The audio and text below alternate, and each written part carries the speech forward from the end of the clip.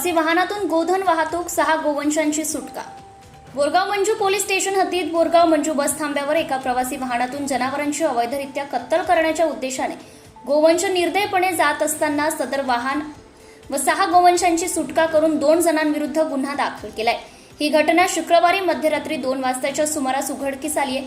सूत्रांनी दिलेल्या माहितीनुसार मूर्तिजापूर कडून बोरगाव मंजूकडे प्रवासी वाहन टाटा सुमो क्रमांक MH14 CX 4322 या प्रवासी टाटा सुमो वाहनातून निर्दयतेने कोंबून बांधून जात असल्याची माहिती बोरगाव मंजू पोलिसांना मिळाली।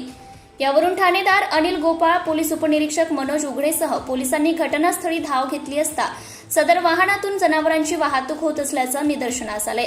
दरम्यान सदर 6 गोवंशांची कत्तल करण्याच्या उद्देशाने निर्दयतेने बांधून वाहतूक होत असताना 6 गोवंशांची सुटका करून एकूण गोवंश किंमत 58,000 रुपये, प्रवासी टाटा सुमो गाडी किंमत 2 लाख रुपये असा एकूण 2,58,000 रुपयांचा ऐवज हस्तगत करून चालकासह अन्य एका विरुद्ध महाराष्ट्र प्राणी स्वरक्षण कायदा अंतर्गत गुन्हा दाखल केलाय। दरम्यान चालकासह अन्य एक घटनास्थळावरून पसार झाले। पुढील तपास ठाणेदार अनिल गोपाळ यांच्या मार्गदर्शनाखाली हेड कॉन्स्टेबल संजय भारसाकडे अमोल मोरे हे करीत आहेत। सत्यशोधक न्यूज चॅनलसाठी मुख्य संपादक Santosh Gavai, Akola. Subscribe now and press the bell icon. Never miss an update.